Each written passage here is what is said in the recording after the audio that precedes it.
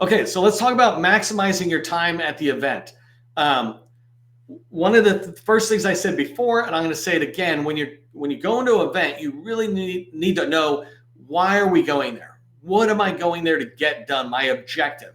And so the answer could be two main things with Navy Gold Coast. I'm going there to learn from their sessions and their events, or I'm going there to network.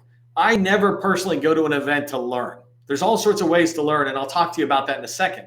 But networking is the only reason I might go there, is meet people I might not meet otherwise. Most importantly, to meet people I would never have thought to meet with, right? If I know who to meet with, I'll just pick up the phone and call them. But if I want to go somewhere and meet all sorts of just new group of people because I'm doing business development, trying to do a broader reach, that's my purpose. But the reason you do that is it allows you to do the next thing, planning your sessions and planning your exhibits. If I go back and I show you the sessions that are in here, what I want you to do is look at these sessions, and as you come down, and I'm going to scroll pretty fast. I want to go down to some of the more meaty ones.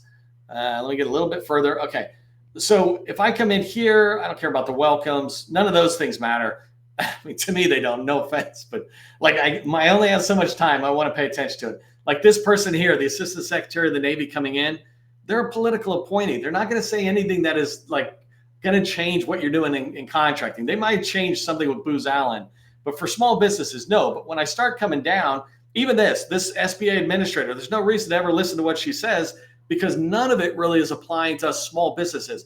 That's when I would be at the exhibitors talking or having one-off meetings that I'm doing. But here, small business panel, this might be good because these people are talking about how you can engage with their agency. So I might say, hey, I really want that event.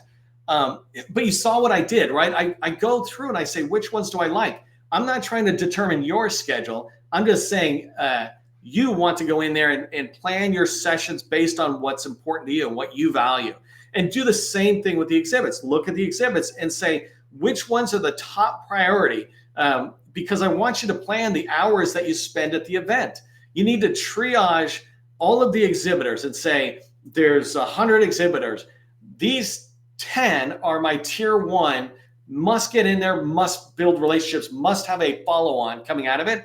These 30 or something could be my tier 2, and the rest of them are my tier 3 or high, medium, and low priorities. And the reason this is important, people often go to conferences and they'll just walk aisles. That's totally cool to do in the third hour. In the first 5 minutes when you get there, you go to the most important booth, then the second most important booth. And I don't care if the booth is here and over here. Don't rationalize it by saying, well, I'm going to go to booth 1 and then booth 7 because it's on its way. No. Booth 1 is the priority, and then booth 2 is the priority. Get over there. You want to meet those people fresh. I'm not talking about it too much today, but I've done a lot of other training about this where you want to meet them and then you want to come back maybe an hour later, and then you want to come back several hours later and say, hey, I'm just following up. Whatever it is, you don't want to bug them, but you want to take advantage of many of the people who work booths have a lot of downtime. And if you can catch them, you can begin to have conversations. But the first thing to do is to get in there and meet with them. And this goes into my second this bullet, the fourth bullet. Don't sell. When you're at a conference and you're working the exhibitors in particular, no one's going to buy from you. No one. And so you don't want to sell. What you're there for is to get a commitment to have a meeting later. You know, hey, Booz Allen, even if you're trying to go after a large, it's great to talk to you guys. We're trying to get into the Air Force, or we do some stuff with the Air Force. We're trying to expand. We would love to work with you guys where you might participate on our stuff. We participate on yours. Whatever it is you say, hey, I get the conference is crazy.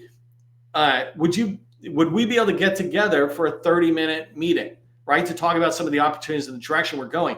Would you be willing to do that? No one is going to stand there talking to you and say no flat out. They will say one of two things for the most part.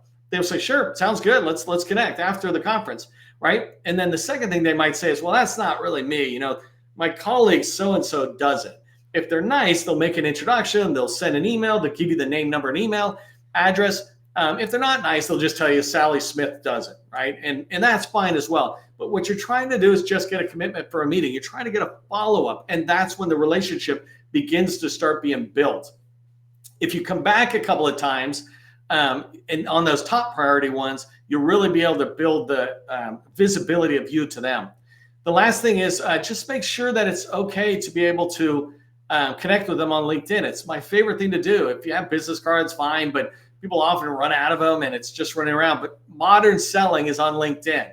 People are on LinkedIn, and even the people who are less engaged on LinkedIn are coming onto LinkedIn as they see federal buyers are on here.